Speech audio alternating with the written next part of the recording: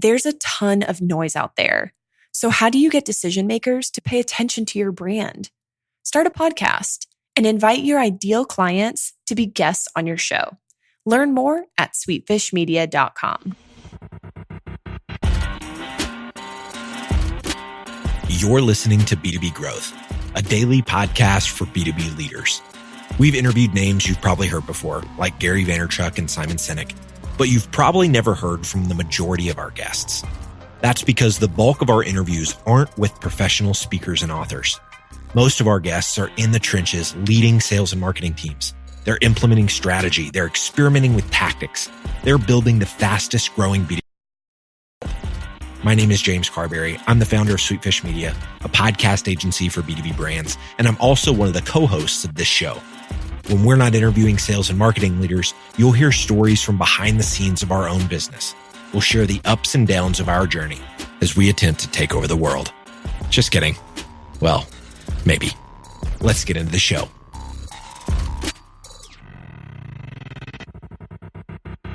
Welcome back to the B2B Growth Show. I'm your host for today's episode, Logan Lyles, Director of Partnerships here at Sweetfish Media.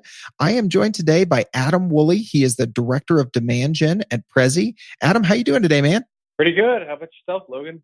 I am doing fantastic. I am really excited. I'm a bit of a data nerd myself, so I love these sorts of reports and studies and surveys. So really excited to see some of the findings that you're going to share with some of our audience in this state of attention report that you guys did.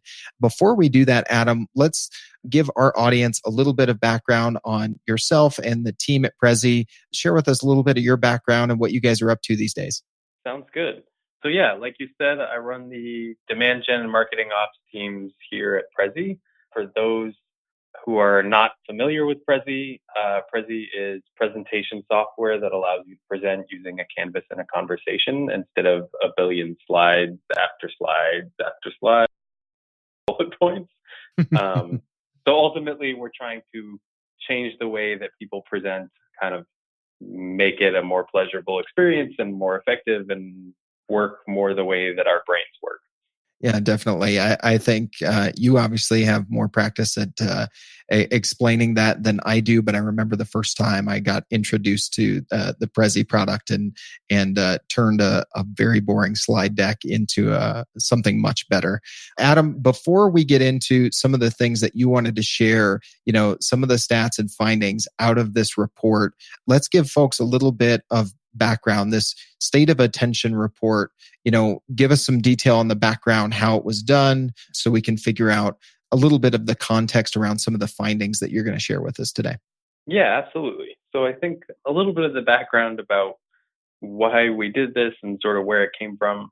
You may remember that a few years back, there was a piece released about how human attention spans were shrinking and our attention spans might not be any longer than a goldfish's, the attention span of a goldfish. And it got a whole bunch of press coverage and was kind of all over the place. And people running around saying, oh yeah, younger generations can't focus on anything. Their attention spans are shorter than a goldfish. Humanity's collapsing, that kind of thing.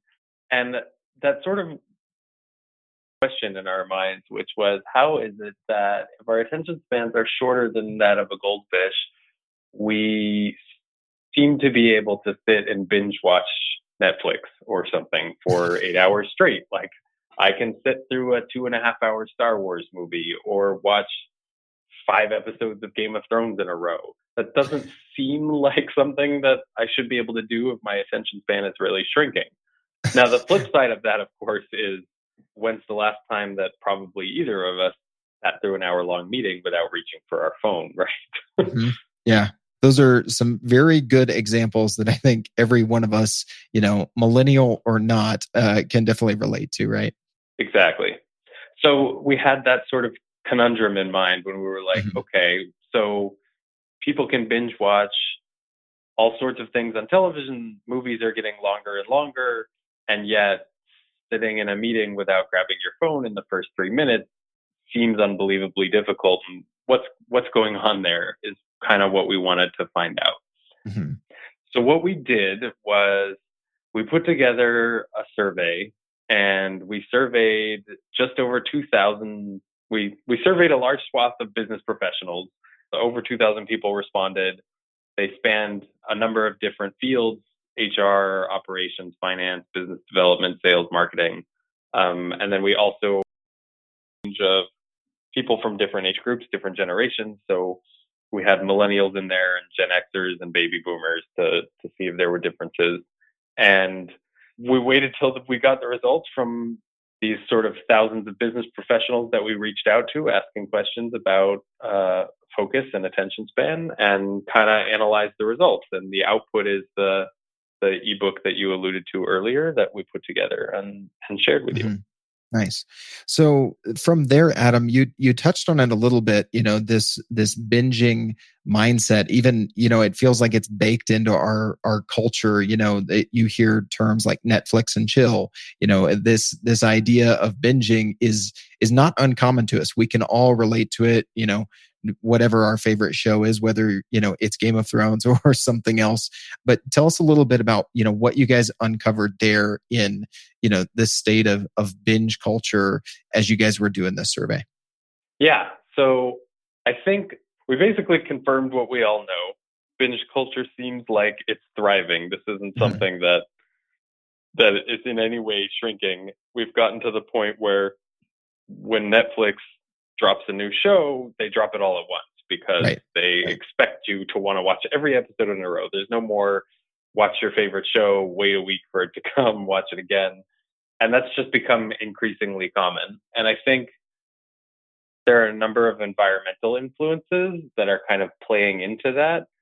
So one aspect might be instant gratification. So we're all familiar with the idea that with the rise of the smartphone, we kind of are all used to having access to anything and everything we want at any time, almost immediately. If we have a question, we can pull out our phone and look it up. If we want to order food, we can just do it. So I think part of it is the instant gratification mentality. We can never have, a question, on the vein of entertainment, the common question of, where do I know that actor from? Or, what year was it Jurassic Park, the first one came out? Was it 93? But we can instantly know. Those debates never have to go on any longer than that, right? Exactly. So both advances in technology and sort of the rise of social media have all kind of reinforced that mentality and kind of that form of being. And the major entertainment content producers are catering to that. So Amazon, Netflix, all of those places, they just provide it all up front because you expect to instantly get it. And the benefit for them is you're more likely to consume it if it's instantly available. And then I think a sort of a second environmental influence on that is they're becoming increasingly catered to our preferences, and we're in turn expecting them to be. So Netflix, Amazon, any other e-commerce site, most of the big streaming media services, they all have recommendation engines. And so based on the last 5 things I watched, it's going to say, oh, here's this new show that's coming out. We think you'll like it. And it's right there available immediately. Right. Both tech and then, we're also living in this world of consistent social media where, our feed is tailored just the way we want it as well. And so both of those are kind of converging to influence our expectations around instant gratification and almost infinite personalization, right? Yeah. Absolutely. So the thing that seems to be a consistent theme here, Adam, obviously we're talking about TV shows, movies are the things that come first to mind when we think about this binge culture and kind of the flip side of, maybe we don't have the attention span of a goldfish. We're talking about cinematic methods. And one of the things I know you guys uncovered is that, these methods have continue to grab our attention and they seem to have always grabbed our attention. Tell us a little bit more about, some of the things that you guys found interesting in that aspect. Yeah. So one of the things that came out pretty clearly in the survey is what you just touched on. These same kind of traditional cinematic techniques that have been used in entertainment forever super effectively play a really important role in all of the content that we consume or that is vying for our attention and we choose not to consume. So with the availability of kind of a limitless amount of content instantly available at all times and sort of all demanding our attention at the same time, basically our attention spans have not gotten shorter, they've gotten pickier. So we're conditioned to be a lot more choosy about where we give our attention because there's so much demanding it, and there's just so much available that we can always find something high quality. We don't really need to pay attention to stuff that's low quality or uninteresting. And what can make things interesting are these cinematic methods. And the three main ones that came out in the survey were the use of visuals, the use of dialogue, and then the use of story. For visuals, this one wasn't terribly surprising. If you do a quick Google search, you can find out that there's tons of neuroscience research on humans being primarily visual learners, and they always have been. It's not new. So that one is mostly the use of visuals in presenting content or providing content is just to how our brains already like to learn. Right. And then the second one, which was dialogue works because it's unpredictable. So if there's a dialogue going on between two people or between a presenter and their audience, our brains can't predict what's going to happen. What are you going to say after I say this? What am I going to say in response? Our brains aren't able to predict it. And when our brains can't predict what's going to happen, they can't afford to disengage. They evolved to not be able to disengage and not pay attention if they can't know what's going to happen next. And then the last piece, which is story, which isn't surprising. We hear about storytelling all the time. It's super trendy right now. But really what makes story so powerful is story gives us the context to connect with and remember what it is that we're learning or consuming. And without that context, it's really hard to form any kind of connection to what we're consuming or what's being presented to us. And then without connecting to it, we'll just forget it. It's story time again, and we're talking about search engine marketing. Today, I'm going to tell you about a challenge within Pelican Case's B2B division. Pelican needed a partner with deep B2B expertise that could get them a massive bump in leads from their pay-per-click campaigns without increasing spend. After vetting a handful of agencies, they decided to go with Directive Consulting, a search marketing agency located in Southern California. Directive took on this challenge by refining their targeting and building custom landing pages for their advertising efforts. Once implemented, they saw a 208% increase in conversion rate. Needless to say, Pelican Cases met their initiative. I have a hunch that Directive can get these kind of results for you too. So head over to directiveconsulting.com and request a totally free custom proposal. That's directiveconsulting.com. All right, let's get back to this interview. Yeah. I mean, for anyone in sales listening to this, the quote is used just about every day, that facts tell and stories sell. So I think both, anyone listening to this in a sales or marketing role, like you said, it's a hot topic these days, of storytelling, but there's a reason that it just doesn't go away. Going off of that, Adam, I wanted to dig into this last point I know you wanted to touch on is, our increasing obsession with story. What did you guys find on that third point of the cinematic methods that you found most interesting? Yeah, I mean, I think that's definitely the biggest one and the one that seems to be taking hold the most, both in the business world and outside of it. And I think it's really that context piece, which I mentioned before. And I think I described it as context. Story allows us to connect with what we're learning. And the reason that's happening is the context is kind of required to develop an emotional attachment to whatever's being presented or consumed. And if I don't understand the context of what's happening and why this matters, then I'm not going to care about it. And if I don't care about it, I'm not going to remember it. So really, the story is allowing an emotional attachment to the content. And then that emotional attachment is what's leading to it being memorable and to people knowing what what they just consumed or saw or learned about an hour ago, that kind of thing. Mm-hmm. I mean, it almost seems like, the point that you brought up there, just psychologically about dialogue, that our brains don't know what to expect next. It's a little bit different with story, but the same thing. Or, as you get sucked into a movie, you start to forget, what's around you. You get, immersed in it, and partially because you want to know what happens next. So that story plays on that same anticipation of what's going to happen next and the emotional pull, right? Yeah, exactly. That's exactly right. Awesome. Well, Adam, anything else from your perspective as you kind of looked at the data, major conclusions that you guys drew from this, or anything else that kind of caught your attention from some of the data you guys, this idea of attention span and trying to balance these somewhat, paradoxical points that we both realize about our attention? Yeah, I mean, I think the big one is that this isn't unique to a particular generation or a particular field. I know millennials take a lot of heat in the media, but if anything, based on the survey responses, millennials are able to focus for a longer period of time than other generations when they choose to focus. And I think the big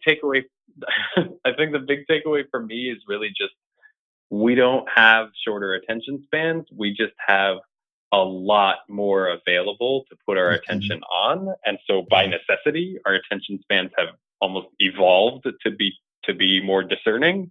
And as that applies in my world, in B2B marketing and sales, it means that we have to pay a lot of attention to how we're doing our marketing or doing our sales. We have to make sure that even if it's difficult, we have to take advantage of using compelling visuals and making sure that there's a narrative and story within whatever we're presenting, whether it's selling B2B software or composing our advertisements. If we want people to pay attention and not just pick up their phones 5 minutes, 30 seconds into our pitch, we have to take advantage of kind of these tried and true cinematic methods.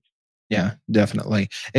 And you hit the nail on the head there, like just bringing it home. We have so many things to choose from. And so I think this is, it's not just, earth-shattering news, but it's a different way to think about it. I think that, our attention spans aren't just shorter, but we have so much to choose from. So naturally, we're going to choose the best and what's most enjoyable and what we find most gratifying, whether that's, just for pleasure, or we think that it's going to deliver us the most value, whether we're, watching Netflix or we're researching a software purchase, right? So thinking about, you kind of alluded to it there, putting our attention on our buyer's attention and leaning on these tried and true methods, I think, is great advice for anyone in a sales or marketing role, for sure. Well, Adam, that sums it up perfectly. I love it. This has been, a great conversation, Adam. If anybody listening to this would like to read more on this report or reach out to you directly, what would be the best way for them to go about doing that? Yeah, so you can find me on Twitter at Adam Wooley. And then if you want to find the full write-up of the survey and kind of the analysis and the report, that's at prezi.com/2018-state-of-attention-report. You can find it in the show notes, conveniently. We'll make it nice and easy there. Yeah, so you can find the whole report there. Awesome. All right. Well, Adam, this has been great. Thanks so much for coming on the show, man. Yeah, thank you. It was super fun. Digital marketing agencies have a tough job. You have to stay on top of the latest marketing strategies for your clients and your agency. What if there was a way you could address both at the same time? Imagine your agency putting out content with greater quality and quantity. Envision bringing your clients a turnkey solution for one of B2B marketing's fastest growing media strategies, podcasting. All those clients asking for your help with their account-based marketing efforts? Picture being the first to bring them the idea of content-based networking, showing them the proven strategy for breaking into their most coveted accounts. Here's the concept. Sweetfish Media is looking to work with a limited number of innovative agencies interested in a new partnership model. We produce a podcast for your agency at no cost. You introduce the power of podcasting and Sweetfish services to your clients. Everybody wins. Learn more at sweetfishpartners.com.